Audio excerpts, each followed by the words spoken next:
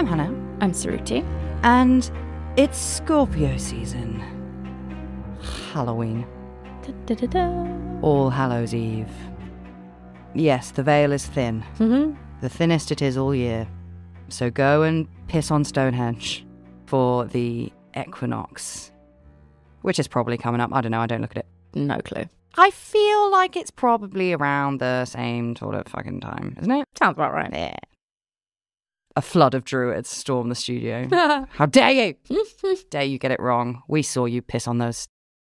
We didn't actually piss on Stonehenge. We didn't. We pissed near it on the motorway, outside of the car, because we were going to piss ourselves. If this is the first episode of Red Handed you've ever listened to, we do things differently. When it is Halloween, we do a story swap. I don't know Saruti's story. She doesn't know mine. Usually we tell one story together, but not when the veil is at its thinnest. So we have two different stories for you today that we have scoured the world for. And I mean, I don't know about yours because I don't know what it is. But mine is certainly, I'm not sure if creepy is the right word, but I think it's a really good illustration of the feeling that humans are capable of having that something is wrong. Got and it. not knowing what it is, but you know it's there. Uh-huh. Got it. And when we went on Dan Schreiber's show, it was the only thing I ticked on my tick list of things that I was like, I could believe. The idea that you know somebody's looking at you, even when you haven't seen them looking at you. So I'm in. So, to tell you this story, we're going to have to go really far back in time, all the way to the Dark Ages, the turn of the 21st century. The black and white times. Well, importantly, landlines, still a thing. In June 2000, 15-year-old Heather Robinson was living an ordinary life in the Midwest. She was a very ordinary Midwest American teenager. Ordinary she was, but also she knew that she was adopted. But it wasn't particularly problematic. Her adopted parents were the only ones she'd ever known. They were called Don and Frida. Little baby Heather came to the Robinsons with a few things. Some clothes and the name Tiffany. Like quite a few adopted kids, Heather always felt that something was missing. She didn't know anything about her birth mother. But, as I said, her life with Don and Frida had been pretty normal thus far up to the age of 15, so it wasn't really that much of a big deal. And Heather was 15. She's got loads of things to worry about. High school, MySpace, boyfriends, Facebook, I don't know. That's the nightmare. The Millennium Bug. That's the Halloween story here. Yes, that is the jump scare. What? You should wake up and you're 15 again. Fuck. No, thank you. But on that fateful day in June 2000, the landline rang in the Robinson household, and with that ring came a call that would change Heather's life forever. It would cause her to question everything about who she really was. Heather picked up the phone, and this really sent me all the way back. Heather picked up the phone at the same time as her dad. No. So she can hear him on the other line. I used to do that all the time. Yeah. I'd secretly listen in on phone calls. Just, again, why? Why past? I'd totally forgotten that it was a thing. Yeah, if you've got siblings, they're sneakily listening to your calls. You wonder if your parents are sneakily listening to your calls. Just so much. And Heather did what we all did. Instinctively, after hearing her dad's voice, she hit mute and decided to listen in. All right, Heather. Sneaky. I mean, she pays quite a high price for it. Oh. What Heather heard shook her to the core. She learned that her dad's eldest brother, who she called Uncle John, had been arrested on suspicion of the murders of 8 women over 3 decades. Police had found the decomposed remains of 2 women in barrels on his property in Kansas, and they found 3 more in a storage locker in Missouri. These women were 27-year-old Susan Troughton, 22-year-old Isabella Luica, 49-year-old Beverly Bonner, 45-year-old Sheila Faith, and Sheila's disabled 15-year-old daughter, Debbie. And if you've been counting, you'll know that there are some missing. Uncle John was also suspected of murdering 2 more women whose remains hadn't been found, but they had disappeared around the same time in the mid-80s, and they both had links to Uncle John. And here's the kicker. Oh, no. I don't want to be kicked. Hiya! One of those 2 women was... No. The police thought... No. Pretty sure. Mm-mm. Almost 100%. Eh. Heather's biological mother. No, thank you. Oh, God. Fuck. Don't pick up the phone while somebody else is on it. Yes. That is the major lesson. Not don't murder women and put them in barrels. Also that. That goes without saying. Oh, my God. Heather, obviously. She did a roundabout look in the barrel. Ugh. Don't look in the barrel. Yeah. Heather obviously could not even begin to process what she was hearing. There's a lot to take in. Firstly, her uncle's a murderer, but secondly, he might have killed her biological mother. And Don and Frida didn't know what to do with the news either. Frida ran up and down the stairs in the house crying in a panic. How could he do this to us? Our lives are over. And it was the first time that Heather ever saw her dad Don cry. But this is interesting. You know, when we were talking about when we did the Children of God, and we talked about how children have an innate sense of what is right and what is wrong. Yes. And when we get older, we're somehow more capable of losing that. Conditioned to not trust our own instincts, I guess. Exactly. But Heather's still young. And interestingly enough, even though her parents seemed completely blindsided by the information, Heather wasn't that surprised to find out that her Uncle John was a serial killer. He'd always given her a weird, off-putting feeling. She said it was like walking down a dark alley in the middle of the night when you know someone is behind you. So, when the news broke about Uncle John's crimes, Heather thought it was a confirmation of what she already suspected, rather than a revelation. She could never have predicted, though, the link that Uncle John would have to her own origin story. In a cruel twist of fate, Heather was finally about to get the answers on where she had come from, but they weren't the answers that she wanted. Don Robinson, Heather's dad, always looked up to his older brother John, who, in his eyes, was a successful entrepreneur down in the South. He seemed to have it all. He had a nice wife, 4 kids, beautiful house, several acres of land, a storage locker, and lots of successful businesses. Sure, John had had some run-ins with the law for fraud over the years, and he also had done a couple of years inside. But John had always managed to brush off these incidents as legal misunderstandings, and just what happens when you run businesses. I fucking hope not, John. So he wasn't squeaky-deaky clean, but at his core, John was seen by those who knew him as a man with morals.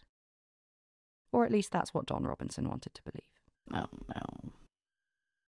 John had been the one to help Don and Frida start their own family, arranging the private adoption of their daughter Heather 15 years before. Could such a selfless act as giving a motherless baby a home be a cover for an evil truth? Short answer, yes. The Robinsons, desperate for information, were given some photographs by the police, and they pored over them. Kind of, what's the opposite of confirmation bias? Normalcy bias. Yes, yeah. They don't want to see anything they recognise in those photos. Which is a phenomenon that is quite well documented. People are just like, don't want to know. And even though they didn't want to know with every single fibre of their hearts and beings and souls and minds, Don and Frida came across a photograph that they did recognise. It was a picture of a baby who had disappeared with her mother in January 1985. Oh my God. And the Robinsons, desperate to confirm that this had nothing to do with their family life, got out Heather's baby album, and they compared the photos. It was undeniable. Heather was the baby in that photo. The clothes were the same. No. Mm-hmm. It was her. There was no bones about it. Oh my God. So, you might be wondering, how on earth did this even happen? But let's remember, we're in the States where adoption is extraordinarily expensive. So under-the-table adoptions happen a lot more than you might think. Mm-hmm. When the Robinsons realised that they weren't able to conceive naturally in the late 70s, they found themselves blocked at every turn by red tape and waiting lists when they tried to adopt. So they started to look into private adoptions. Danger. In 1984, Uncle John mentioned at a family reunion that he could probably help them with this. He was involved in charity work. He supported loads of unwed mothers and their babies down in Kansas City. Don and Frida were thrilled. And on John's advice, they got their house all ready for a baby to arrive. They booked time off work in October and bought all of the baby stuff in anticipation. But this adoption fell through, and Don and Frida never found out why that happened. They decided that maybe a baby just wasn't for them, it wasn't their destiny. Until January 1985, when Uncle John got in touch out of the blue to say that he'd found a baby for them. He told them that a 4-month-old girl had come into his life via tragic circumstances. The baby's mother had been disowned by her family after changing her mind about giving the baby up for adoption, and had killed herself in a motel instead of giving the baby up. Oh. That baby's name was Tiffany. And if Don and Frida wanted her, she was all theirs. So they flew from Chicago to Kansas City the very same day to collect this baby, and they renamed her Heather Tiffany Robinson, wanting to honour her dead mother's wishes in some way. John had Don and Frida sign official-looking adoption papers with the name of several legitimate lawyers on them, which he had forged. That's not difficult. No. Also, this is when? Pasto. No, it's like in the late 80s. Yeah, enough. Enough that you can pick up the phone and hear the horrible things you don't want to, and yes. Enough that you can commit rampant forgery. Yeah, you just need a printer. Yes. Perhaps Don and Frida were blinded by love for their miracle baby, but they didn't really ask Uncle John any more questions, and they didn't ever suspect that something may be amiss. Even though Uncle John asked them for $7,000 in legal fees. They started the next chapter of their lives as parents. Oh my God, so he murders a woman and then rips them off as well. Why does he need the $7,000? He's got a storage container. I see. They're very expensive. Sure. So I'll murder this woman and I'll give you a baby, but you need to help me keep up my hobby of murdering women financially. The woman that Uncle John had murdered just a few days before was called Lisa Stasi, and she'd just come out of a short but turbulent marriage to someone called Carl Stasi, who was the father of her 4-month-old baby. Shortly after the baby was born, the marriage broke down and Carl re-enlisted in the Navy and left Lisa high and dry. At Christmas 1984, Lisa was alone and desperate with a young infant. Her family didn't take her in, and we don't quite know why, but her Aunt Karen drove her and her baby to Hope House, which was a refuge for pregnant women and new mums, which was in Kansas City. And it was here that Lisa was put in contact with someone called John Osborne. It's obviously John Robinson. A businessman and self-proclaimed philanthropist who was setting up an organisation that he called Kansas City Outreach. Lisa jumped to accept John's offer of accommodation, but her sister-in-law, Kathy, expressed concerns. How much did Lisa really know about this stranger who was promising her the world? It seemed a bit too good to be true. Which children, as we have told you on this show many times, if it seems too good to be true, run. It is. Yeah. Get out of there. Kathy got even more suspicious when, rather than putting Lisa and Tiffany up in an apartment, John put them in a crappy motel called the Roadway Inn instead. He promised Lisa that he would set her up with a job, and he got her to sign 4 pieces of blank paper and give him addresses of her loved ones so he could write to them on her behalf. Aww. Whatever misgivings Lisa may have had, she pushed them aside to focus on the hope that this would be a new start for her and her baby girl. She signed these blank sheets of paper, and with it, her fate. On the 8th of January 1985, a fierce snowstorm blew into Kansas City. John Robinson, pretending to be John Osborne, collected Lisa and her baby from Kathy's house and told them that they needed to leave right away. Kathy watched Lisa disappear into the snow with her baby in her arms and said she knew, deep down, No. that was the last time she would see Lisa. And she was right. And that nagging feeling kept nagging at Kathy for the next few days.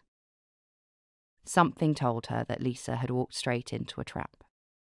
So she rang the Roadway Inn and found out that Lisa's room had been paid for by a man called John Robinson, not John Osborne. Terrified, Kathy reported her sister-in-law and baby niece missing. But when a typed letter signed by Lisa arrived, explaining that she was making a fresh start in a new state with her baby, police dropped the case like a rock. But there was a problem. Another nagging feeling that Kathy had. She remembered that her sister-in-law didn't know how to type. Pasto. Mm-hmm. Pasto clues.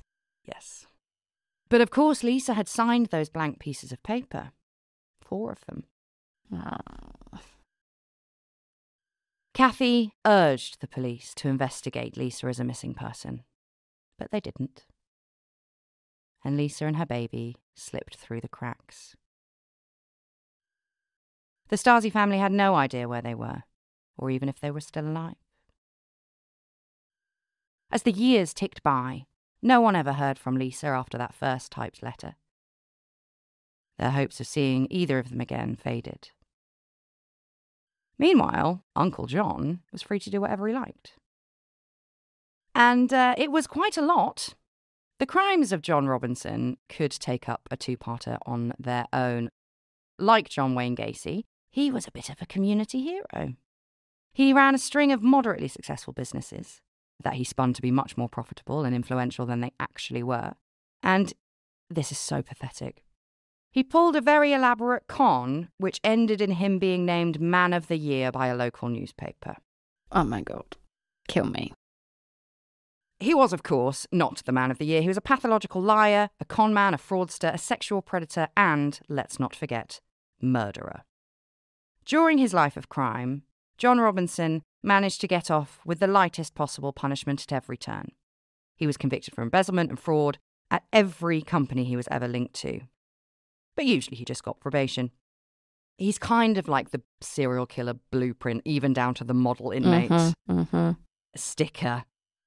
And the fact that whenever he got out after his very short stints, John Robinson went straight back to his old tricks.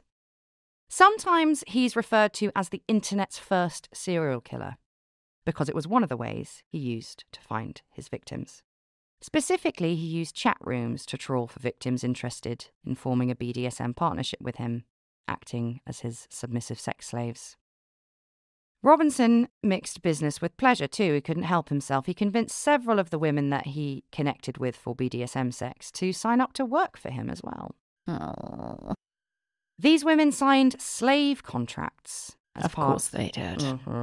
As part of their sexual relationship, and also joined the payroll in his real-life, semi-legitimate businesses.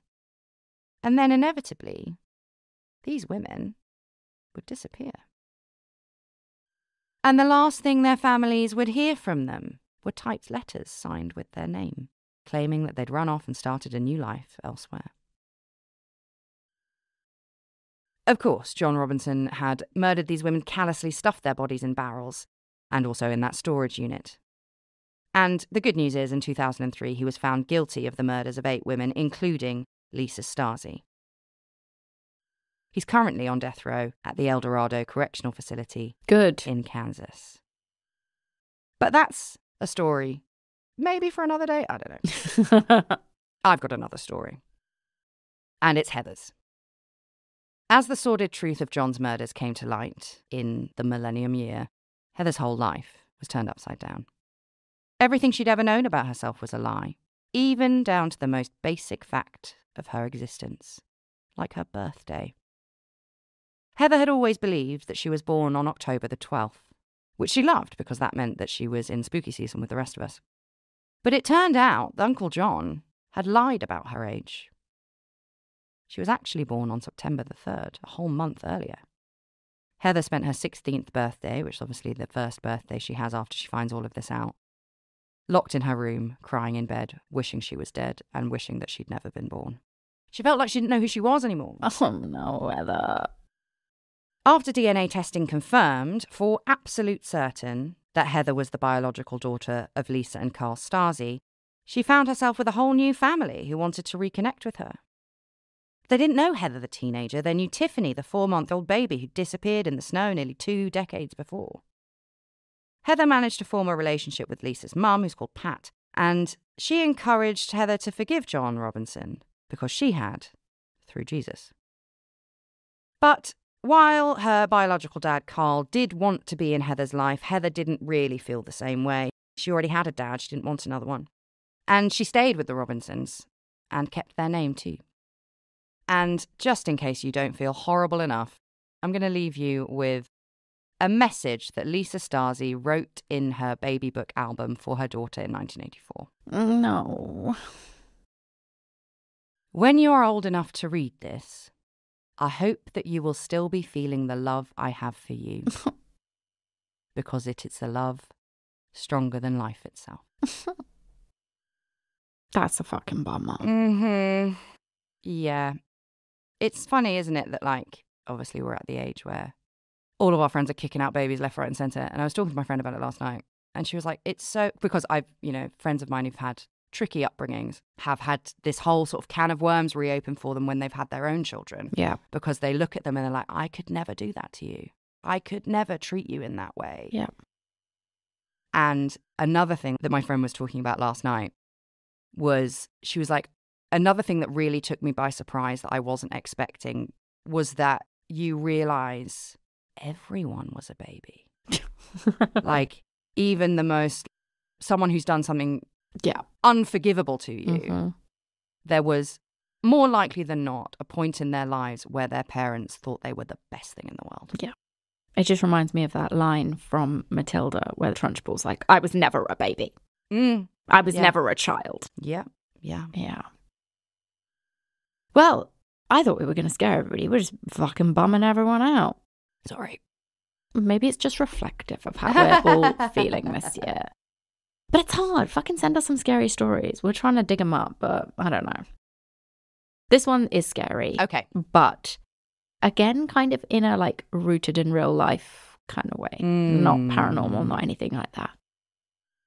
So on the afternoon of the 10th of September 2009, 20-year-old Ashley Olvera returned from her classes at the Art Institute of Dallas to her apartment. She'd been sent home from class to go check on her flatmate, Shelley, whose parents hadn't been able to get hold of her for a few days. And to be honest, Ashley was a bit irritated about this. She had to leave class in order to come check on her roommate, and it's not like the girls were joined at the hip. They were good friends, but Ashley knew Shelley pretty well by now, and she knew that Shelley was an introverted night owl who was known to often stay up all night creating art and then sleeping all day, and she suspected that's probably why she hadn't been calling her parents back. So knowing Shelley, Ashley reckoned that she'd probably just been holed up in her room and fallen asleep and fallen behind on her messages. And she knew she was going to feel so stupid when she finally dragged herself out of bed and realised that people had been worrying about her. Lots of foreshadowing. So Ashley approached Shelley's door, which was slightly ajar, and knocked. Getting no response, Ashley peeked in and saw Shelley's shape lying still in bed. Bingo! exactly as she'd suspected. But then Ashley noticed Shelley's toes poking out from under the blankets. We've dealt with so much feet stuff. We in the really last have. few weeks. Last year, we couldn't get enough of exorcisms. Yeah, now we just love feet. Feet, toes, under duvets, everywhere. And this immediately caught Ashley's attention because the toes were unusually pale. In her later words, she would say, as white as you can think of. And then she noticed around Shelley's head a dark substance spread out like a halo. It was blood, congealed and dried like it had been there for a few days. Ashley's 20-year-old flatmate, fellow animation student Shelley Nance, was dead, brutally murdered in her uni bedroom, with nobody having realised it for days. I realise both my cases these past 2 weeks have had the theme of dead, delay. So obviously the hunt was now on to find the person who had killed Shelley. As they say, everything is bigger in Texas. But Shelley's life actually started out in a small town, spelt Italy, pronounced Italy. I thought you'd have thoughts. It's literally spelled Italy. Yeah. But it's Italy, and it's just south of Dallas. The opening scene of American Gods is, I can't remember which state it's in. And this guy's like, oh, I need to get to Cairo. And they're like, no, it's pronounced Cairo. So I don't think this is an isolated incident. No. Have you seen there's that new Netflix show with Jeff Goldblum? Yes, I've seen the ad and I'm like, I probably would like that, wouldn't I? I don't know how I'm going to feel about it. But it was like, I was like, what's this called? I was just reading it in my head. And then you realise that it's chaos without the CH, but a K instead. I don't know. Don't know if I can do it. I'll do a test run. Okay, and then let me know, because we've got lots of flying to do. Oh, yeah, that's true, man. And I could use something to watch that isn't just whatever random fucking shit film they put on aeroplanes. Anyway, we're in Italy, south of Dallas. I don't want to be. We have to be. And it calls itself the biggest little town in Texas. What I enjoy is that a lot of towns in America that we've come across, no matter how small, they got a gimmick. They got a little thing going for them. They do. And I just think you're doing too much. Not everything has to be a thing. Maybe it's like there's so much land in America that you've got to market yourself, you know? You've got to be like, come here, we're the biggest small town in Texas. And you can tell everybody, you're moving to Italy, but here we call it Italy. I don't know. But just like the place in which she was raised, Shelley also turned out to be a bit of a paradox. While she was shy and hid from the limelight growing up, she had big dreams. She had a passion for art. She dreamed of becoming a world-famous artist, working for Hollywood animation studios. And it helped that she was genuinely talented. Her artwork had a fantasy tinge to it, and it often included butterflies, angels, fairies, and celestial anime-inspired characters. When she was a kid, her mum Cynthia remembers Shelley excitedly telling her that the other girls at school were even requesting butterfly drawings in her unique style. And as she grew older, Shelley began to realise that her creativity was her superpower. After coming first place in a statewide art competition and placing fourth nationally, Shelley won a scholarship to attend the prestigious Art Institute of Dallas in 2007. What's your superpower? Oh, I'm very good at cleaning. Mm. Does that help anybody except me and my extreme cleaning addiction? I mean, Sam's pretty beneficial. He benefits. He benefits from it. Apart from when I'm like, I just cleaned that floor, you pig man. But anyway. A house of pigs. What's yours? This isn't even a jokey answer. It's probably my ability to remember almost everything that's ever happened to me. That sounds awful. It is also a bit of a curse because it feels like everything only just happened. Nothing fades, you know? Yes. But I can tell you, like, I was in America talking to my friend, I've been friends for years. He was like, oh, like, have you ever had Panda Express? I was like, Ben, I've been to Panda Express with you in 2016 and we went on this day and it was in this lot. And he was like, you're insane. That does sound like a curse. Yeah.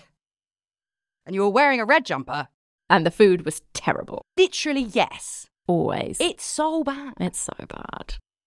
But anyway, let's get back to what's going on here. So Shelley gets into this art institute in Dallas, and it's here that she really starts to spread her wings. The things that had made her feel isolated back at high school were now what made her attractive to her like-minded peers. She was still quiet and more at ease daydreaming in her room than at the centre of attention. But now she had a close circle of friends who just got her. Shelley and her friends loved cosplaying as their favourite Japanese manga characters, playing video games and proudly taking joy in artsy nerd culture. A far cry from the stereotype of a college student, Shelley didn't drink, smoke, do drugs, or engage in casual sex.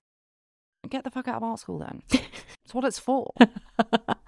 In fact, Shelley was a textbook good girl. So how had she ended up lying dead in a pool of blood in her own bedroom? First, investigators needed to piece together what had happened at the scene. The autopsy found that Shelley had been stabbed 42 times. The classic case of overkill. As she was found face down with the majority of her wounds clustered around her neck and back, it seems that she had been attacked whilst lying in bed. There was no indication of sexual assault, but it was clear to investigators that this had been a vicious, personal crime. Whoever had done this had hated Shelley with a passion. Based on the state of Shelley's body, the medical examiner concluded that she had been killed 1 to 2 days before she was found, most likely on the 9th of September. And this fit with data found on Shelley's devices, indicating her last computer activity was at around 6 a.m. that morning. And Ashley hadn't discovered her flatmate's lifeless body until Friday afternoon, which would have been the following day. It was theorized that the killer must have made their way into Shelley's room some time after she went to sleep after 6 a.m., before attacking her while she slept. But there was a pretty big catch for investigators. The killer had left 0 DNA at the scene. And there was no murder weapon to be found, although 2 large kitchen knives were missing from a Glock in the kitchen. The only significant piece of evidence was a tiny scrap of blue material on Shelley's body, which was thought to have come from standard blue nitrile gloves, perhaps explaining the perplexing lack of DNA. Which is unusual, right? The idea that a killer would turn up at a crime scene sometime in the middle of the night. Presumably they're anticipating the person being asleep so they can attack them, which is what happened. And they bring gloves, but they take knives from the scene itself. I mean, maybe it's very smart because then if you get rid of the knives successfully, they can't be connected back to you having bought them. Ah, yeah, good point. So, it's pointing to a cold-blooded, personal, planned, premeditated attack. So there were a few drops of blood, thought to be Shelley's, found in the girls' shared bathroom. But there was nothing linked to an outside party. And crucially, there were no signs of forced entry to the apartment. The police didn't know much, but they did know one thing. Whoever had done this was someone close to Shelley. Someone she had probably thought she could trust. But who exactly had the access and the motive to kill Shelley? I feel like access to student accommodation is not hard. No. So police focused first on interrogating Ashley, whose reaction seemed, to them, well, weird. For a start, she'd been living in a small apartment with her flatmate's dead body on the other side of the wall for over 24 hours, and they thought that this was strange. How could she not have had any concerns about this? Didn't she question why she hadn't heard any signs of life from Shelley, from a toilet flushing to the closing of a door during that time? Sobbing under the pressure of the police interview, Ashley admitted it sounded odd but insisted it wasn't unusual for the two of them to just live their own separate lives. Yeah, I buy that. Yeah, me too. I'm like, when I'm at uni, I'm like, I've got my own shit going on. I'm not keeping an eye on whether you're flushing the toilet or walking around or when you leave the house. And while Ashley claims to have noticed a small drop of blood in the bathroom that they shared, it never crossed her mind that any serious harm had come to Shelley. And in fairness, anyone who's ever had a period or attempted to shave their legs will know that bleeding is par for the course. Ashley vehemently denied having any beef with Shelley and insisted the detectives were barking very much up the wrong tree. So if not Ashley, who else in Shelley's inner circle could have done it?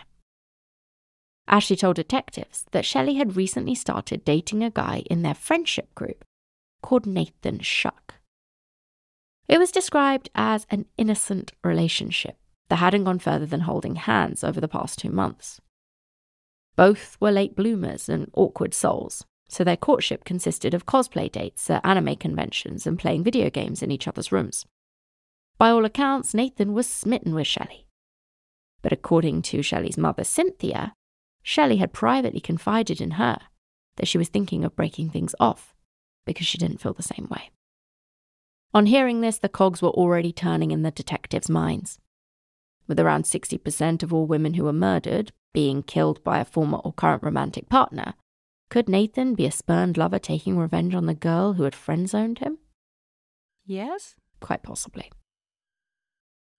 From an outside perspective, Nathan Shuck didn't quite seem like the type, though. He was described by friends as shy and as a mama's boy who was into the same nerdy pursuits that Shelley was. But detectives soon learned that Nathan had his own particular passion. Ninjas. And more specifically, ninja-inspired weaponry. Throwing stars. Yeah.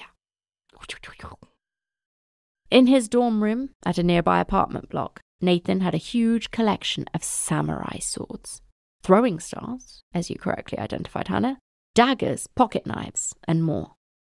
His MySpace page, because yes, this is unfolding in the time of MySpace, even featured a photo of him posing in a ninja mask.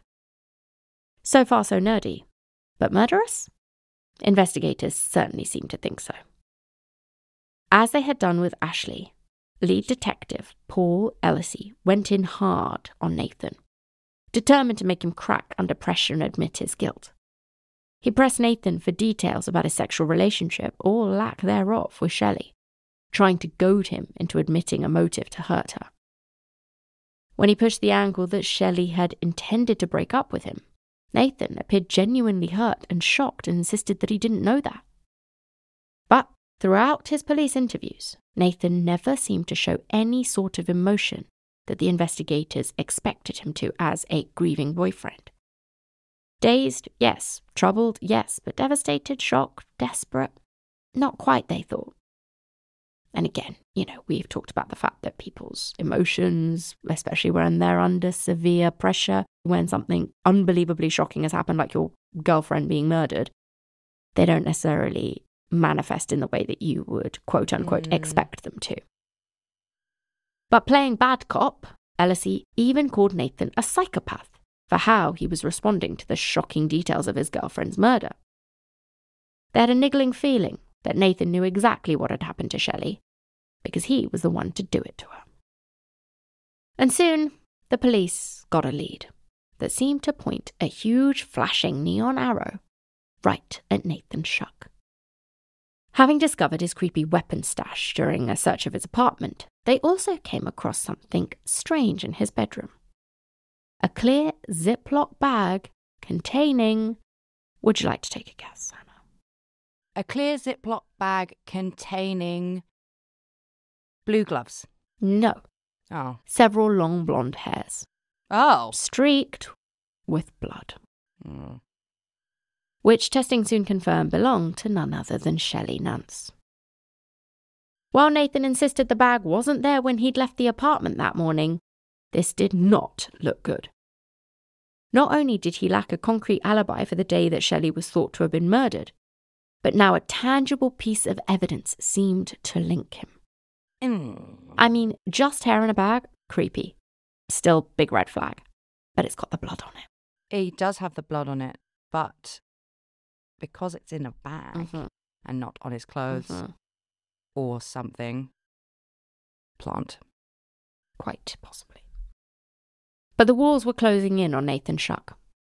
To confirm their suspicions that Nathan was their man, police also interviewed Nathan's 2 roommates. This included a man named Daniel Willem, a 26-year-old photography student originally from Indonesia. Daniel was a few years older than the rest of their crew at the Art Institute, and he'd even served in the Navy for 6 years prior as a pastry chef. Detectives basically just wanted to get Daniel's take on their prime suspect Nathan, as well as his behaviour around the time of Shelley's murder. And everything Daniel told them seemed to corroborate what they already thought. Daniel indicated that his housemate Nathan had been acting strangely that Thursday, bursting into tears for seemingly no reason and hiding scratches on his chest. Even more tellingly, Daniel revealed that he'd noticed some red flags in Nathan's attitude towards his girlfriend Shelley that had disturbed him. He described Nathan as becoming obsessive about the relationship, at the expense of his schoolwork and social life. At this point, police were pretty much polishing the handcuffs for Nathan. But then came a plot twist. In the police interviews, Ashley Olvera mentioned that there was one person who had a reason to dislike Shelley. Can you take a guess who? Bearing in mind, I've not mentioned very many people. The dean of the art school. Close? No. Our Indonesian pastry chef, Daniel Willem. Because while Daniel self-described his dynamic with Nathan as a big and little brother, this wasn't exactly the case. At least, not your average pair of brothers anyway. Daniel would regularly drive Nathan to classes, make him food, and even clean up after him. More like a trad wife than a frat bro. While Nathan seemed oblivious to Daniel's doting efforts, it was pretty obvious to everyone else that Daniel had it bad. I would like to clarify that I laughed so loudly when you said Indonesian pastry chef because it made me think of that Jack the Ripper suspect. Yes. Was it Jack the Ripper or was it the Austin? Oh, yeah, it's all the same, isn't it? Well, according to the theory. Well. Go listen to our Live from South by Southwest Austin episode for all the details. So yeah, Daniel's got it bad for Nathan here, which put Shelley Nance, his girlfriend, right at the top of Daniel's shit list. To put it mildly, Daniel hated Shelley's guts, and he made no secret about it. He complained to everyone who'd listen that she was supposedly a bad influence on Nathan, who he thought should be focusing on his schoolwork and social life, and presumably him and his pastries. Even Shelley was growing tired of Daniel's repeated attempts to interfere in their burgeoning relationship, telling Cynthia, her mum, that he was really weirding her out. But for the friendship group, Daniel's intense behaviour didn't come as that much of a surprise. Ashley described him as dramatic, while former roommate Chris Phillips had experienced firsthand how possessive Daniel could be, whilst the two of them had been living together. It looked like history was repeating itself with Daniel and Nathan, and soon a picture started to emerge of a one-sided infatuation and a simmering jealousy that could have been a motive for murder. In a seismic shift, the investigation now switched focus to Daniel Willem, and the incriminating gossip kept on coming. Ashley now told investigators that on the morning Shelley was killed, Daniel had bombarded her with texts asking if she was at home, which she thought was weird. Meanwhile, Daniel spun a yarn to the police about a boring average Thursday, a trip to Starbucks in the morning, then a local lake, and then he was supposed to take photos for a school project but forgot his camera, so he came home. But Daniel, Kel's surprise, wasn't exactly telling the whole truth, because he was caught on CCTV at a local Walmart buying hair dye. He was known to touch up his greys. He was also buying Zest soap and a pack of blue gloves. That's quite a clever purchase list. Just use the gloves that come with the dye. They're baggy, man. They are, aren't they the worst gloves ever? They are awful. For risk of just becoming like two hacky fucking BBC comedians who were like, oh, what about those gloves that come with hair dye? They are shit. They are truly shit. I dyed my own hair for decades, and I do not miss it. No. And so, yes, of course, these gloves that they saw Daniel buying were the same material as the tiny scrap of blue found on Shelley's body. When pressed, Daniel eventually admitted to making another stop that day to the Falls apartment complex where Shelley lived, to allegedly visit a friend. Doesn't take a genius to connect the dots. Bizarrely, Daniel claimed that he didn't originally tell the police about being at the Falls apartment complex that day because he, drumroll please, was mugged at knife point by a black male who stole his wallet and his backpack. Yes, the good old... wearing a MAGA hat. Random black man defense that we've seen through the ages. From Jussie Smollett to... what was her name? Fuck. Not Diane Downs. We wrote about it in the book. Oh my God, I can see her fucking face. The one who pushed her kids in the car into the lake. Oh, fuck. Oh, why have you done this to me? I don't know. Why have I done this to myself? Oh, God. Oh. Fuck. Okay, I'm going to look it up, and then I'm going to make you guess. Why? That's horrible. Oh my God. Oh my God. Oh my God. Oh my God. It was in Texas, wasn't it? Yeah. Oh my God. If I don't get this right, I have to quit. I wrote fucking whole chapter about her in the book. Oh, okay. Carly. No. It's I can see your fucking it's face. alliterative. Okay, this will help you. When you told the story the other day about your friend in a meeting giving a fact when it should have been a fact about herself and she embarrassed herself. What false name did you give her? Oh, God, I can't remember that either. Tell me, I can't remember. Susan Smith. Oh, Susan Smith. So, yes, it's a well-trodden outline for the police. He's just like, some black guy mugged me. Needless to say, though, the police, probably being quite familiar with this storyline, knew it was a bogus one. They were certain that they had their man, and they even had an explanation for how he could have got into the apartment stealthily without forced entry. In her interviews, Ashley let slip that Daniel had once borrowed her car keys, which were on a fob with her apartment key. And he had borrowed these keys because he needed to give Nathan a lift at short notice, like he's his fucking dad or something. Chillingly, police believe that Nathan could have used this opportunity to make a copy of the girl's apartment key. Yeah, doy. Yeah. Just waiting for the right time to strike. Daniel was ultimately charged on suspicion of Shelley's murder and brought to trial. But he wasn't going to go down without a fight. Sticking to a plea of not guilty, Daniel's defense team repeatedly tried to shift the blame onto Nathan, as having had more of a motive and opportunity to kill Shelley. I guess his whole love for Nathan that he was willing to kill for has gone out the window when he's going to go to prison. Maybe he wants them both to go so he can be his prison wife. Oh, God. But prosecutors argued that Daniel had killed two birds with one stone by murdering Shelley out of jealousy and then actually framing Nathan, the object of his one-sided crush who didn't return his feelings. No, Shelley's in prison. Yeah. And so he had also planted this evidence. Because, yeah, like, actually, it's not like he's just saying it's Daniel. He planted that evidence of the hair in Nathan's room. And the jury agreed. In November 2011, Daniel Willem was found guilty of first-degree murder and sentenced to life in prison. Assistant DA Dewey Mitchell said that in this case, jealousy festered into hatred, and then hatred ended in murder. Overseeing the Shelley Nance Memorial Art Scholarship, a fund for talented creative teens in the town where Shelley grew up, Cynthia Nance, her mother, can't help but imagine what could have been if her daughter had survived college. Perhaps she would have made it as a big-time artist like she dreamed. Cynthia will never get those answers, but she still thinks about Shelley every time she looks down at the butterfly tattoo she got in her honour.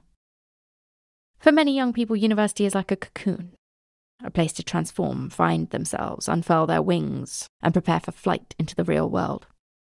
But for Shelley Nance and those who loved her, that chrysalis was cruelly cut short, and by someone hiding in her innermost circle. Her case acts as a tragic reminder of how evil can be lurking in plain sight. No thanks. Mm-mm.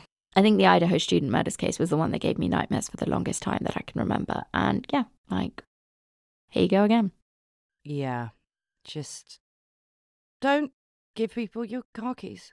Yeah, don't. Let them take their own fucking car. Yes, don't do it. But I can totally, like, when I was at university, I remember distinctly having the thought, if I die, no one would know for about 4 days. Easily. Easily. Yeah, I never came out of that room. Terrifying stuff.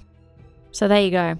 That's it, guys. That is the conclusion of our Halloween story swaps for 2024. A little bit of a different route we took this year.